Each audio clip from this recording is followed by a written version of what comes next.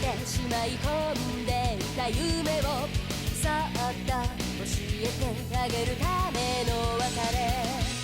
手のひらに自分だけの宝石が信じられる強さで時を満たすよ。まばゆさに目を凝らせ、その先の真実へ。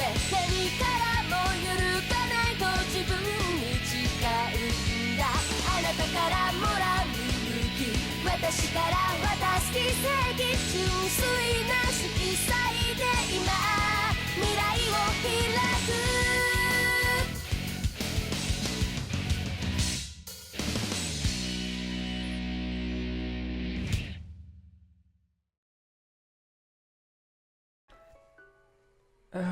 Hello ladies and gentlemen, welcome to What I Review. If you're not familiar with my What I Review series, it's been actually 4 months since I've actually done a proper been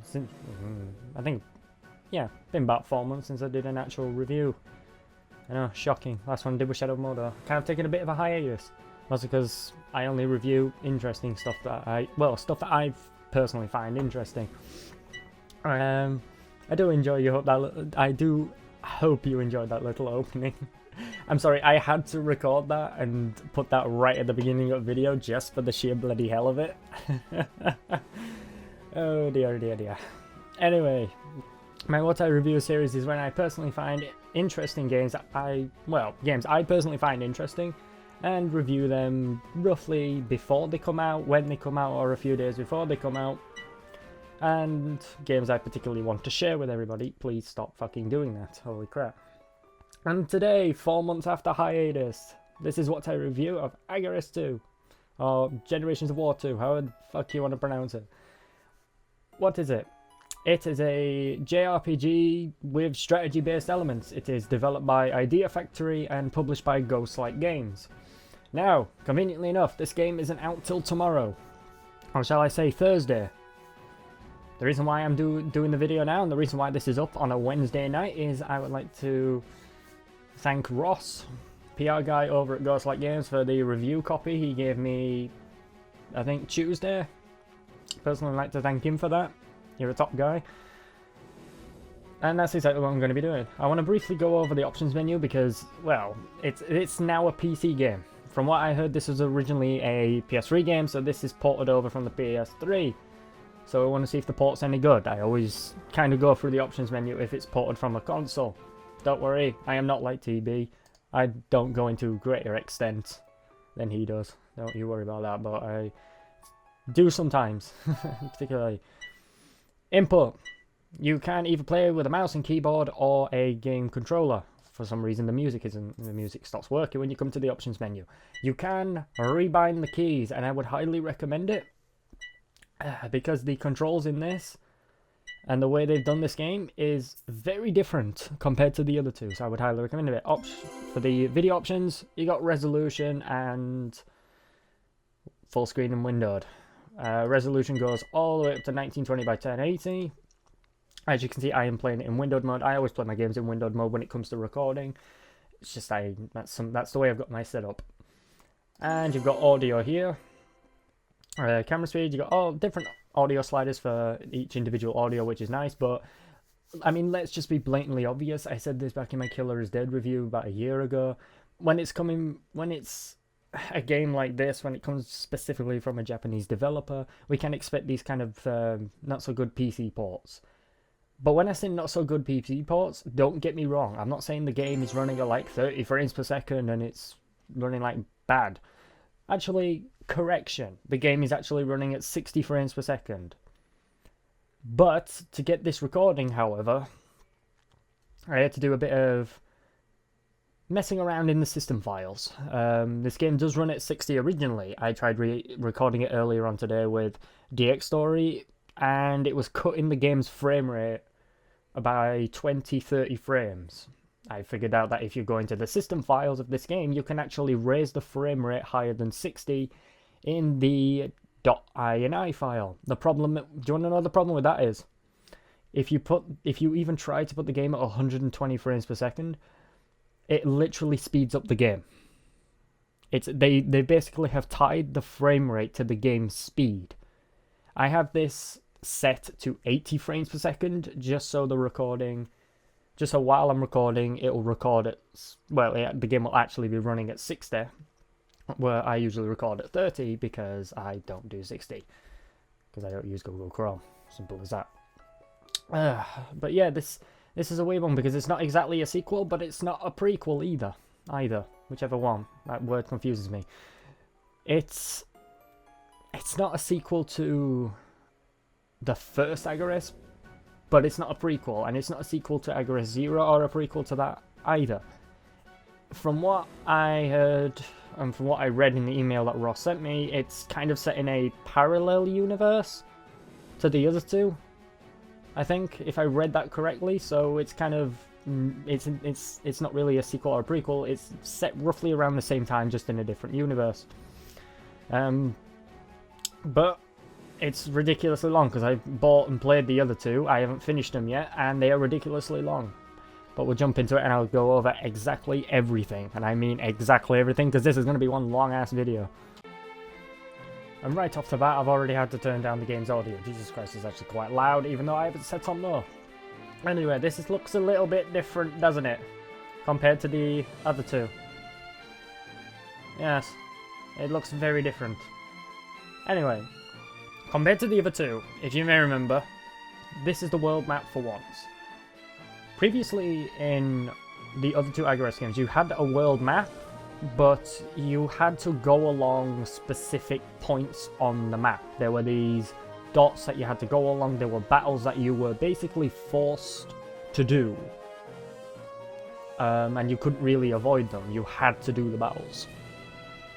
Which usually doesn't irritate me as much in like these types of games, but well, we'll get on to why that is in a minute. But in this game, you have complete free reign to move around and go wherever you want. And the fact that this game's running at 90 frames per second right now, it's so smooth. Holy crap. It's so nice to move around. Oh, we're just jumping into a battle. Well, it gives me a good chance to actually talk about the battle system a little bit, because it has changed significantly from the previous installments. Now, just let me turn down the audio a little bit more again so I can actually bloody hear myself. Right, in previous Agarest games, you would have like a kind of bar at the side here that would say your different attacks, items, your technique book, and escape and all that. And basically what you did was you would select your attack for that character that you were using at that moment, and you would set up their skills based on action points. Now, action points kind of decides how many moves you can do on that specific turn. And that's where the strategy elements came into it, and there's a lot more to it than you actually think. You see the grid here that's on both sides? Originally, in the last game, that grid would be quite large, and all your characters and all the enemies would be on the grid. And every time you moved your character around on the grid within a specific area, it would consume a certain amount of action points depending on how far they moved. Unfortunately, they kind of haven't done that this time around. You cannot freely, as you can see, you cannot freely move the character around at all. They are stuck in one position, which is a bit of a disappointment, because if you may remember from the other two Agarest games, I might even put up a overlay, maybe up here, or something like that. You had the free reign to basically move around the arena and position each individual character where you wanted them to. In this, you can't. They're stuck in one position. Another thing is, you may notice there's only 4 characters. They've removed 2 characters. You can no longer have 6 characters on the battlefield at once. Now, the reason why they've done all of this is to replace the combat to be a bit more fast-paced. I shall show you. You click attack and then you target the enemy that you want within, obviously, the grid. And it brings up a bit of information here. The resistance to weakness and all that stuff. Now, this bar here is new. Now, what this means, I shall show you immediately after this. Now, if you played the other two games, you had this thing called, I don't know exactly what it was called, but it was kind of a linking thing, where if you move the characters within a specific point on the grid, on this grid here, within another character, you would see a line connecting both the characters. And what that would do is, that would allow both the character you were using and that character to do an attack, not together, but you can link their abilities together if they are linkable. But it allows both the characters to attack. So it's like, for instance, if you have one character who's going to attack first, and the character that character is linked to is going to attack last after all your characters in the enemy, you can use that character who's going to attack last to immediately attack first. So it gives you that chance to use that character, and that's where another element of the strategy came into. Now, it is, you could say, a little bit turn-based, but not in the sense of like it's your turn and the enemy's turn. The way it works is it comes down to the action points and the agility of each individual character. If a character has a lot of action points and a fair amount of agility, but mostly action points, that character is more than likely to attack first. But this game carries that over as well. If the characters are stood in a specific formation to one character, they can all link up. And you can either decide to use that character or not, you don't have to. And the same goes for this. I have all 4 characters linked, and I can choose which one I want linked. Now, the reason why I said this is very much different is if I click move now, you'll notice this has appeared on the screen. I, J, K, and L. What is this? Because originally, you had to like have your moves listed in a specific order that you wanted to and which character were going to do them and when. Now, however, each one does a different thing. I does this, where it knocks the enemy upwards. J is a forward attack, L is a ranged attack, and K is kind of a ground pound. Now, every now and again you'll get these moments like that. That's what happens if you don't if you don't do anything for a while. But you had I, which is an upward, J, which is kind of a stun, I think it was a stun, and K, which is kind of a down attack, and L, which is ranged. Now, every now and again, you'll be stuck using one type of move for some reason. I can't really remember, it's in the tutorial. But you noticed none of the other characters actually went. Well, what you do is, if you press the arrow keys, up, down, left, or right, you can switch between the 4 characters to do attacks. And yes, this game isn't voiced in English. The game is completely subtitled English, but it isn't voiced in English. That may disappoint a lot of people, that may annoy a couple of people, but unfortunately, deal with it. But yeah, that's what happens there. We'll jump into another battle, and the best thing about this game, which I adore, is the fact that if you press page down, you can immediately enter a battle at your own free will. Fucking brilliant, I love that. This is an even better chance to show off the battle system a little bit more, because we have some more enemies, and I will go over this briefly. Now, if we hover over each individual enemy, you can see they have specific stat changes depending on how you attack them. So if I were to go for this here, all 4 characters, let's go for a K attack. So kind of stun. So we press K, guard break, and then if I press one of the arrow keys to switch characters, press another one arrow key, switch characters, switch back to another character, switch again, and again, and again.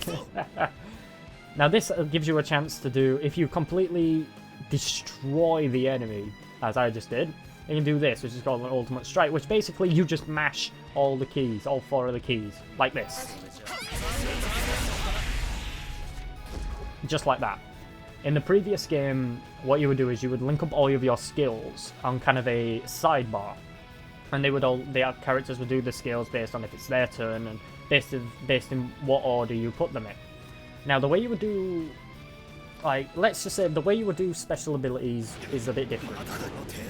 And as you can see, because I use all 4 of my characters, it's the enemy's turn. And they are doing practically no damage. Now, let's talk a little bit more about what just happened there. Now, unlike the other 2 games, every single character has a guard, including the enemy. You have a chance to break past that guard if you do enough damage. If you attack enough,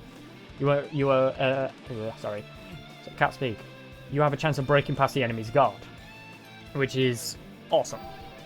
And that also goes for your teammates as well. Now, as you see here, one of my characters is not in a position where they can link up with the other 3 characters. That's a bit of a dilemma, isn't it? And because you can't move your characters around the battlefield, you're probably thinking, how do I do that now? Well, they added this feature called Leader. If I were to select that now, the characters would change formation, like that, if I target one, and now I can use them all. Now, they have replaced the ultimate attacks in this. Each character has their own unique attack, usually 2. Originally, in the last game, you had to either do a lot of damage to an enemy, or you get damaged a lot, or a teammate died in battle, or whatever, to build up SP, and that SP would consume action points and the SP to use one ultimate attack of that character. Now, they replaced it with that, the ultimate gauge. If you do a significant amount of damage to fill that up, you'll get one, and if you press page up, you can instantly use it immediately. And it consumes action points and special points. Epilepsy warning. As you can see, total overkill. Let's just, for the hell of it. And as you can see, the battles are a lot more fast-paced than they used to be. So, with the removal of like a lot of strategy elements of the game, even though they removed the ability to move characters around and set up the skills precisely, they replaced it with this, a much more faster combat system. Now, I wasn't expecting that in the slightest. Am I happy about that? Am I disappointed about that? Personally, it's a bit of both, really. I'm kind of in 2 mind frames about that, because there is still strategy to it, as you can see, like which character should attack next, what abilities should they use, and stuff like that. But technically, their abilities you can't exactly you can't pick their abilities. Oh, that's awesome. You can't exactly pick what abilities you want which character to use, which I will briefly show you right now in the skills menu. Now, in the skills menu, it looks significantly different, doesn't it? As you can see, originally in the last 2 games, every weapon you would equip on each character came with a specific slot, a specific number of slots, usually about 4, and each one would be different for different abilities. Now you got each ability, as you can see, tied to each key, and like I said at the beginning, you can rebind the keys. So if you're not happy with I, J, and K, you can just replace it with W, A, S, D, and so on and so forth. Now, the way this is different is you tie the abilities to these bars here. Now, there's also another list here, there's commission skill list here. When you get certain abilities, if I don't think I have any at the moment, no. But let's say if I were to get a power-based ability, for instance, who do you think that would be best equipped on?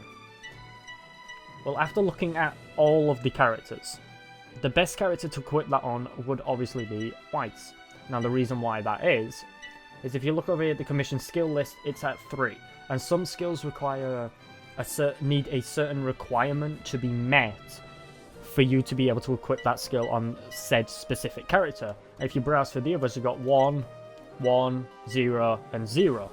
So obviously he would meet the requirements, and you would basically, for instance, equip it on. And that goes the same for every other skill. And every character, as you can see, is slightly different in their own way. Now you have the special skills list, which I was talking about. That is one of the ultimates, and that is the second ultimate. That uses one of those weird balls, these weird yellow balls. That one uses 2, and you can practically use them as long as you have at least 1 or 2. Now these skills here are for, obviously, support skills. I don't have any at the moment, so I can't really explain it that well. But the one thing you can actually do is learn skills. As you can see, if I were to do this, boom, and if I go back now, he now has all of those skills. All of those skills are now there. from the book, from those learning books. And all you do is, you find a book. If you have a book, equip it on a character, and then just, if you've got enough TP. Now, the reason why I have a buttload of TP is obviously review copy, so... and some other things. But now that I have some skills, I can show you here. So, as you can see here, if I were to hover over wind, it would give me 1 to wind. So if I use that there, that's going to give me 1 to wind. If I go down to this, that would upgrade. That would give me 1 for general. It's a much more weird system compared to the other one, where you would just slap skills on any character. But now it kind of, you want to give specific skills to specific characters that suit them best. You know what I mean? And the good thing is, if you press F while hovering over them, it can show you everything. It can show you everything about the skill. It'll tell you its range, all the sort of stuff. It'll even give you a brief description of what it does, which is very useful. Let's switch over. And as you can see, a lot of characters have a lot of different type of sort of moves, as you can see. Now these here, the C skills, those are, I think, combo skills. So if you do a specific skill during one of those linked attacks that I showed you during the battle, you can activate one of them if you do them at the right time, as you can see. But the skill system, better or worse? I think slightly, I don't know, it's a bit more complex. It's a bit more complex than the other, and it looks a bit daunting, but you really do have to pick a mix because you've only got very limited slots now. Very limited slots. Is there anything else? Equipment. Equipment is pretty standard. Each character is equipped with a certain amount of, obviously you equip specific weapons onto specific characters, and you've got 1 armor, 1 piece of equipment. Well, accessory as you would call it. Now, at the very beginning of the game, like right near the prologue, once you beat the prologue, you have the ability to spec your main character here in any specific weapons you want. You can have him as a warrior type, a mage type, or both, shall we say. And then you can spec which weapons you personally want him to use. And that's a lot better since the other two, because in the other two you weren't allowed to do that, whereas now you can actually pick and choose what you want your main character to actually be like what weapons to use and stuff like that. And another thing you have here is the skill system. I'm not quite sure what these are. Like, I've always been confused, but sometimes you get them on specific items and equipment, and sometimes I think you just randomly pick them up every now and again, and you can equip them to these. And these little link gauges here is if you put the same type of skill, like that one's kind of fire based because it's red. If you had to put like a red one in each one of those link slots, it kind of boosts how strong it is, which is actually another very nice thing to add on to it. But did I really say my thoughts on the battle system? Well, since I didn't, I'll go over it very briefly. My personal thoughts about the battle system, I'll jump into a battle to show it you again just in case you missed it. My thoughts about this battle system compared to the previous two. Do I find it better? Do I find it worse? It's a bit of both, really.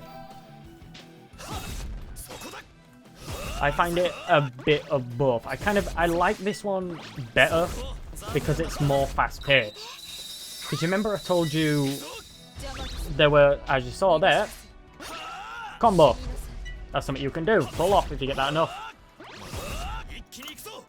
The problem with the last game is you had a lot of battles that you forcibly had to do to proceed, and every time you had to go from one area to another, you had to do those specific battles. Now the problem was with the last game is because it was like the battle system was very strategy based and was so heavy focus on the strategy that the battles took an absolute long time to get through. I mean, on the other two games, on the first game, I'm up to generation number 3. on the Agarest 0, I'm up to Generation 2. The battles are so slow paced because they're so very focused on the actual like strategy elements that trying to actually get through a battle quickly is really difficult because it's pretty slow paced, and that's kind of the issue that I had with the last game. It's how slow paced it felt during the battles.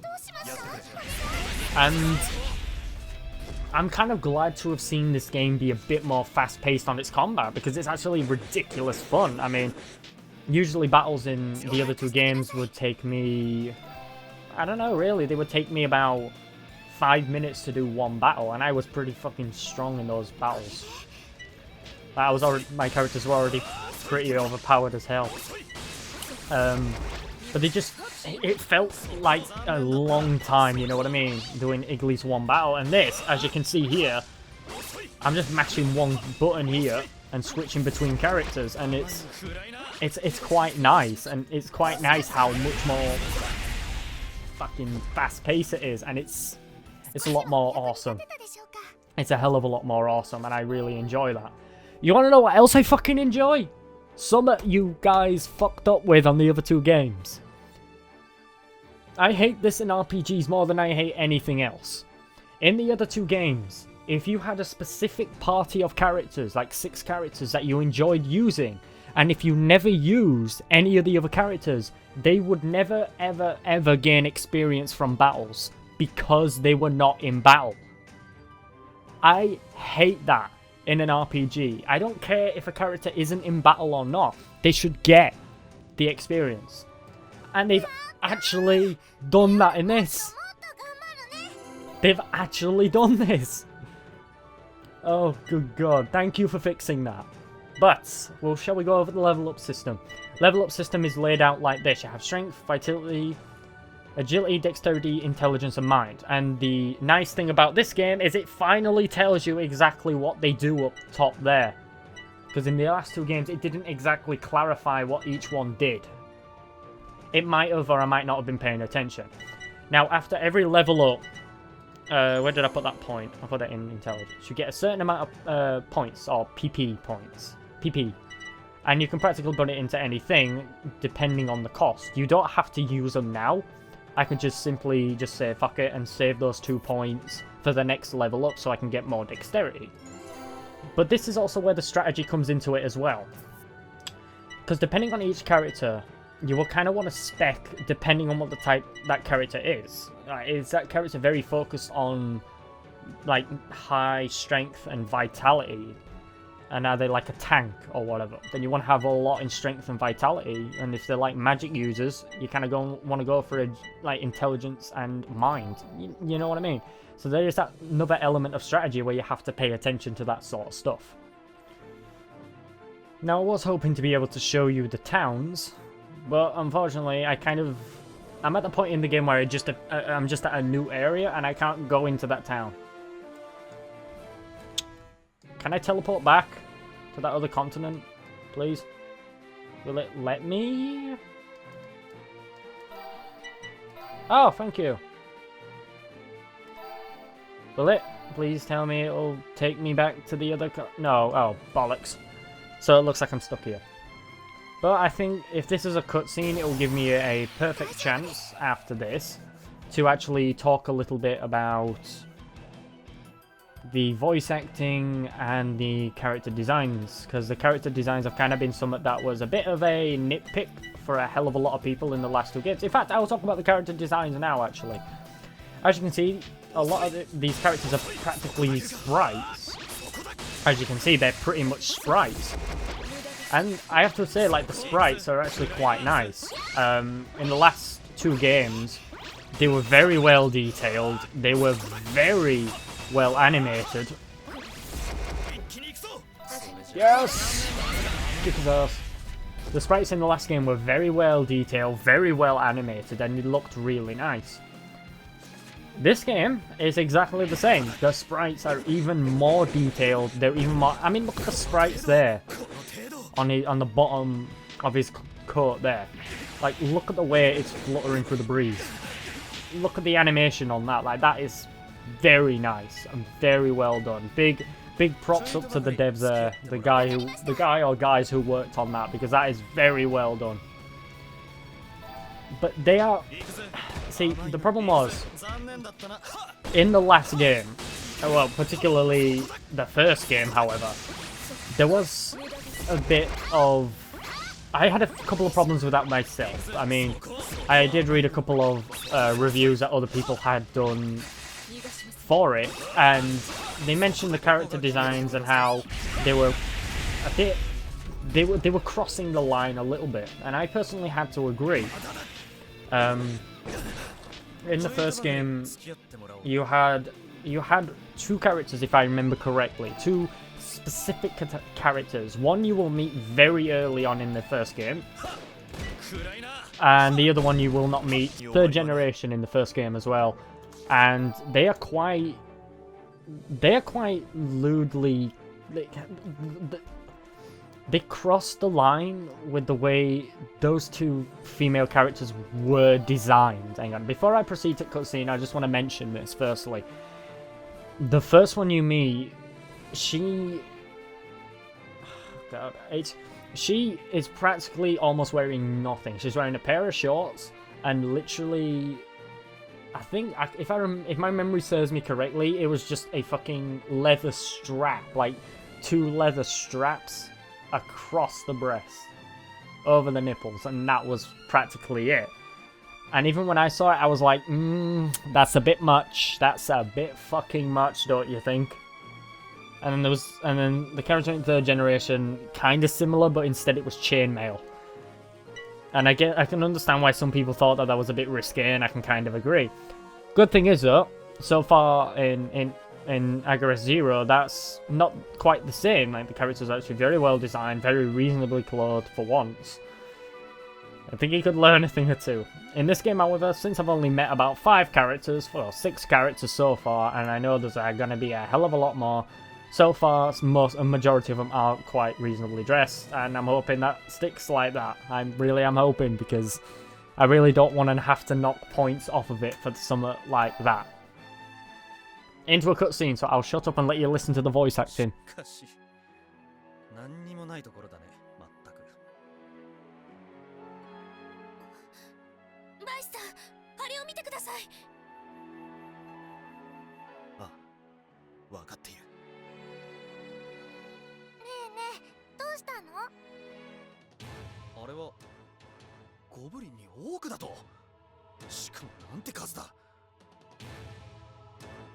ゴブリンとオークが徒党を組んでいるんですか。そんな、この時代に彼らが集団で行動するなどありえないことです。古の時代であればわかりますが、まさかそんなことが。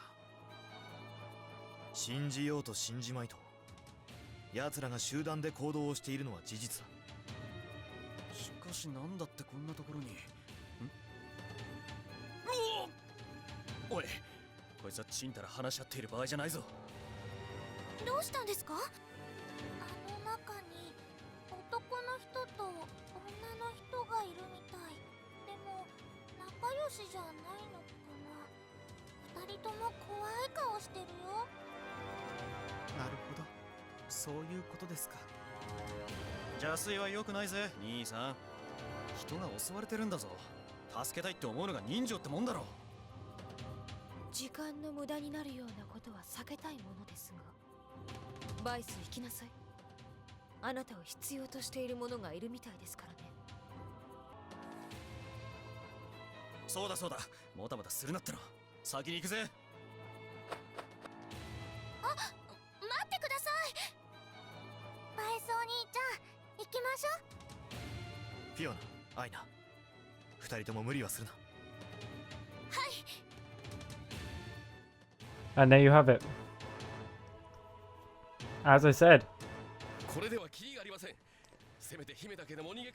Thank you. The voice acting is pretty damn good. Now, I know some people could say, like, what's the difference, since you wouldn't know, since it's all voice acted in Japanese, but I watch a lot of shit that's in Japanese, and I can definitely tell you that that is actually pretty good voice acting. I've always preferred Japanese voice actors over English voice actors. I'm not discrediting English voice actors, I just prefer the Japanese voice acting because they put so much energy and effort into every line of dialogue that it's just... You can just feel the emotion in the words, depending on the situation. It's just so good. And yes, unlike the first game, but like Agarest Zero, all the characters have animations during the cutscenes. And I would like to point out, and I would like to give absolute massive credit to the character designers, or whoever designed these characters. They are fucking brilliantly drawn and designed. They are very brilliantly done. They're fucking amazing. From one artist to another. You are far better than I am, and you deserve some massive praise and credit for the way you designed, like, even the enemies as well. Like, you've done a fantastic job. Just massive credit where credit is due. But what do I think so far? Like, you probably want to know, what is the story like the story-wise. If you've played the other two games, or if you are aware of the story of the other two games, it is very similar. Almost identical. Fucking hell, what was that? That was right in my ear. Holy shit. But yeah, the story is practically identical. Basically, you have a main character, but the main character is actually slightly different this time. He's not like a goody-goody two-shoes, hello, I'm Mr. Generic fucking male and protagonist bollocks. In fact, the main character this time actually did a very bad thing. A quite naughty thing, shall we say.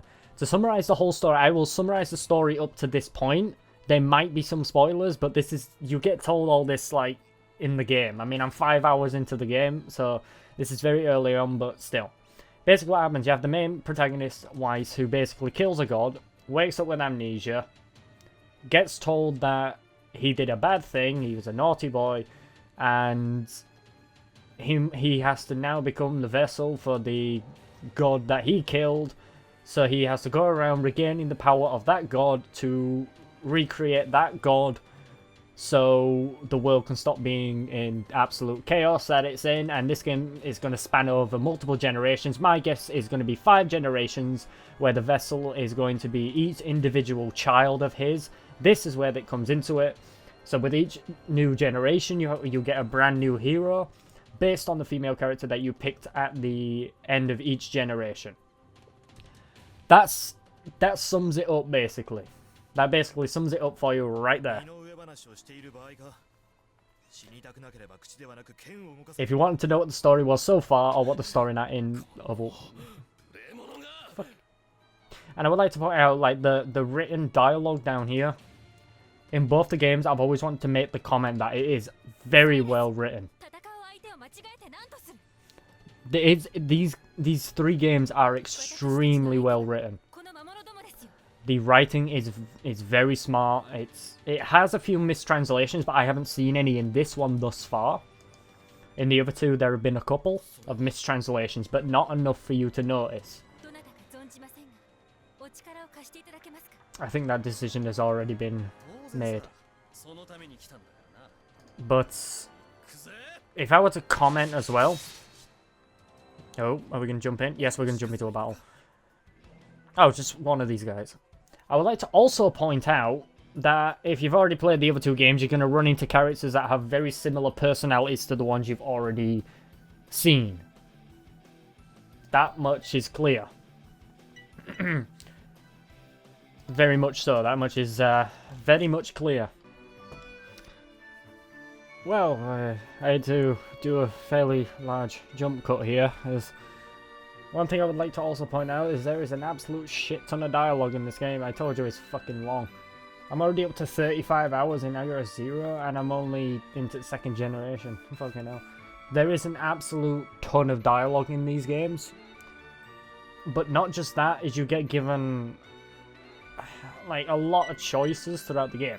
Now, you remember how I said, like, at the end of each generation you have to pick one female character, and that female character depending on which one you pick, will kind of result, like the outcome of the next hero, the next protagonist, will kind of look different and have different equipment and all that stuff based on depending on which female character pick. That's kind of where the reviews, some people's reviews of the first game came from, about how a lot of the females were just not actual characters or people, they were just mere objects. And I personally say fuck you for making that comment. Fuck anybody who makes that comment, because that is disgusting attitude, an absolute disgraceful attitude to even think like that. I'm not going to get on with that, don't worry. But you get given a lot of choices throughout the game, and from what again, from the email that Ross sent me, just like talking about the game a little bit more, the choices you do make kind of affect the story. I don't know exactly how much it's going to affect the story, because I'm not that far into it, to be honest. Like I said, I'm only like 5 hours into the game, so I can't really say for sure. But you get sometimes given these choices, and these choices, depending on which one you pick, kind of affects if like when you pick one. Not only do the female characters but the male characters too, they'll either like you more or like you less. Like their kind of attitude towards you changes, which is interesting. I mean, let's have a think here. Which one should I go? Which is a perfect type of woman? Refined, outgoing, or the woman that I don't know what that means. That I'm guessing is inappropriate as hell. Basically saying more ladylike, more tomboy-like, or more slutty-like. I don't know. Like that. That's usually where that kind of thing comes from. People who would say that sort of thing. I don't know. I'm tied between tomboy and refined. It's a difficult decision for me, because like asking me that sort of question, I can't easily answer it, because I have kind of I wouldn't say a weird taste. I just have my tastes are kind of different. Like I have different tastes. Pick. I don't know which one to pick. Let's just say refined. As you can see, depending on which one you pick, the results are right there. Oh wow, that's the response I get? Holy shit, I wasn't saying that! Oh, for God's sake, I'm not saying that. I never said that. I've never, like, anything there, that whole last sentence there, I've never said that once. Like, I actually do, but it just depends on what context. Like, that, I didn't really understand the context of which those two answers were given, so I just picked refined. Like, what did it mean by more outgoing? Like, I didn't know that being outgoing meant you meant like a strong woman. Like, a fucking strong woman can still be refined. Holy shit. That kind of question was... Exactly, thank you. Thank you. Jesus Christ, I hope that was a joke, because that is a bit ridiculous. Thank you, that was a joke. Thank you, I'm grateful that was a joke, because that is entirely not true in the slightest. That is entirely not true. I'm kind of hoping to get to a town, so I can show off a bit of like the town system and everything, but I don't know how long that's going to be. I'm hopefully right after this. Okay, walking on a little bit, I stumbled into a boss battle. I want to talk about a couple of things while I'm doing this. One thing, I want to talk about the soundtrack. Massive credit to the composer. Again, just like I said about the art designer, massive credit to the composer. This soundtrack is amazing. Absolutely amazing. I would say well done for making such a great soundtrack, honestly. It's fantastic. Now, I do want to speak of a couple of problems I had with the previous two games, coming down to the boss battles. What problem did I have? The problem was these enemies were so fucking tough. But I get the feeling that they were purposely made to be tough. I don't know how tough this motherfucker is. I'm hoping he's actually not as tough, because in the last game, you really, really had to focus on beating the bosses. And they were so strong for no fucking reason. Which I was annoyed about most of the time. The other sad thing about this game, well, the other two games in particular, and I'm expecting it with this game because I already checked the DLC menu, there's going to be an absolute ton of DLC for this game. I'm thinking, what's the problem with that? Oh god, they got through the guard. So you see what I mean by guard break? They can do that to you too. That's not really good. What the hell was that? Were they healing? But yeah, my problem I found with this... Oh fuck me, sideways. Is I found the DLC to be quite worrisome. What do I mean? In the last 2 games, they were selling DLC for about £3, £4, or sometimes £2. And a lot of the DLCs came with like 1 million money, thousands of PP and thousands of TP. You know, especially like, I don't know what PP would be in this context, but PP and a lot of technical points. And a shit ton of overpowered weapons, overpowered armor, and overpowered accessories. In fact, a few days ago when I was playing Agarest Zero, I was stuck on a specific boss that I just could not beat. He was so fucking powerful that I couldn't beat him. The minute I bought 2 of the DLCs to test my theory, just in case, like, for recording this, I was correct. The minute I got those weapons and the minute I got those armor, the boss battle was so fucking pitiful. The game would have expected me to grind, like, I'm getting the feeling that the game would have wanted me to grind otherwise, and that I'm not really happy about that, because the DLC did come out with an absolute shit ton of weapons and an absolute shit ton of armor that is ridiculously overpowered and ridiculously strong. That it's... It kind of begs this question, doesn't it, of... Like, that DLC is just... Holy fucking shit, what was that? Oh my fucking god, that was ridiculous. Exchange, change character. Oh, that's nice. That is really nice. I really like that. One thing I did not like about the last game is the whole, like, characters dying needing to be revived system. That was also quite bad. I do like the fact that I can just swap characters on the fly. Have you always hated that in RPGs, when you can just... When you get to when your character dies, you can't replace them with another character? I've always hated that. But, like, have I come to a conclusion on this game yet? Kind of. You see what I mean by overpowered? Like, I've given the main character Weiss a fucking ridiculous sword that is so fucking powerful. Did you see the damage comparison? Yeah, that's kind of what I've been talking about this entire time. Oh my god. Oh my god. Oh my fucking god. They are really strong. I guess... Oh, bloody... Oh, wow. Ow, scream much. Oh, now he's ready to go. Bollocks. Support, items, something. Bloody hell.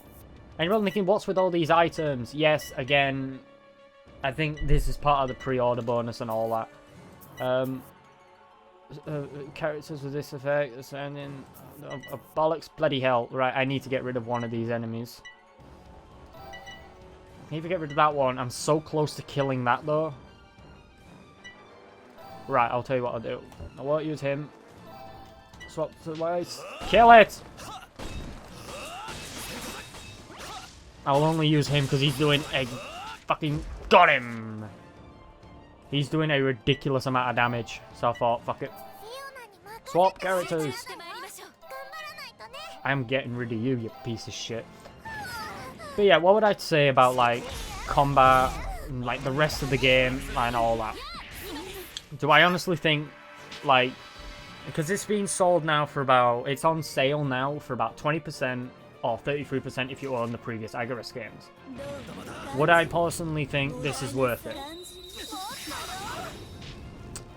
Personally, if you are a fan of these kind of strategy-based RPGs, if you are a fan of really long games that require a lot of thought to play, and a lot of time, then I would recommend this. And like, look right here. I mean, I've always said, every game that I show off in my reviews, if it looks like something you would love to play, then it's there for you. It's there for you to play. But would I recommend this as a game on its own? Yes, I would actually recommend this even if you're not into these types of games, because this is actually generally quite fun, because the strategy elements of the game really do get you thinking and all that, you know what I mean? Ultimate! As you can see, you can trigger an ultimate practically any time as long as you have the action points and that little... Do it! But could I recommend this as a game on its own? For the asking price of like... I think after the sale, it's going to be £15 or $20. Could I recommend this? If you're into strategy games, if you're into RPGs, if you're into these kind of JRPGs, shall I say, not because JRPGs are very different from normal RPGs. If you're into strategy games, if you're into JRPGs, if you're into this very interesting style of artwork, and if you're into a very, very long game where it's going to take you hours and hours and hours to finish, then yeah, I would definitely recommend this. Because you don't even have to play the other two games to actually... Like, you don't even have to play any of them to understand each individual game, because they all play practically... Apart from this one, they all play the same. And they all have similar stories. Just told a little bit differently, and... It's actually quite good, because I keep sinking more and more time into it, and I frankly quite enjoy it to that extent. I did say that personally, with the story on its own, the story is kind of the typical cliched fucking thing. It's all about war and all that. The whole thing that people were talking about the whole like sexist, misogynistic stuff in the game, and the objectification of female characters can shut the fuck up right now, because this shit is not needed. The female characters in this game, and this game, the other two games, its predecessors, are not objects. They are actually important characters to the story. They have their own personalities. You get to know the characters. End of fucking story, right? I'm not even going to bother going in on that. But I personally really enjoyed this game so far in the past 5 hours. The other two games, I'm still playing through it, and I'm loving every single minute of it. The fact that they've replaced the combat with a bit more fast-paced action, where it's more focused on actually doing it really quickly instead of strategizing, because I'm a particular fan of fast-paced combat, and they've always been my type of battle system that I enjoy. So yeah, there's not that much strategy involved compared to the other two, where a lot of strategy was needed. You have to carefully place the characters, which skills they should use at what time and stuff like that. And it's one of those types of games where it's like, it's for the asking price of £15 or $20. I would definitely say pick it up, because it is quite worth it, because you'll be spending hours and hours and hours and hours and hours and hours playing it, and you won't stop playing it. And there's so much to see and so much to play. So yeah, that's my recommendation. Yeah, I would recommend this. For £15, $20, definitely I would recommend this. It's on sale now as a pre-order, and I'm not going to go into pre-orders right now. It's no. It's on sale now, obviously because of the pre-order, because it isn't out yet. It is out Thursday, 6 PM UK time, and I'm guessing 12 midday for people in America or whatever. But it's out tomorrow. I would definitely say this is something you should give a try, even though it's quite different compared to the other two because of the amount of changes they've done to it. But I would definitely say give it 100%, give it a try, because it's definitely worth it. Which I'm happy to see, because I'm always happy to see these new and interesting games come out. Especially since last year was an absolute fucking disappointment in AAA games. It's nice to see a small kind of game come out that's actually really enjoyable, where the developer stuck to making the game that they intended to make, and they made it fun, and they made it better in some ways. In some other places they didn't make it as good. the constant tutorial messages, like, just too long, so on and so forth. The DLC concerns the hell out of me. It bothers me so much, like with the overpowered weapons, the overpowered armor, the amount of, like, money and TP and PP you get from these DLCs. It's almost like microtransactions. They almost feel like microtransactions because it feels like you're paying to cheat, basically. So that's worrisome. But yeah, like, there's a lot of dialogue as well.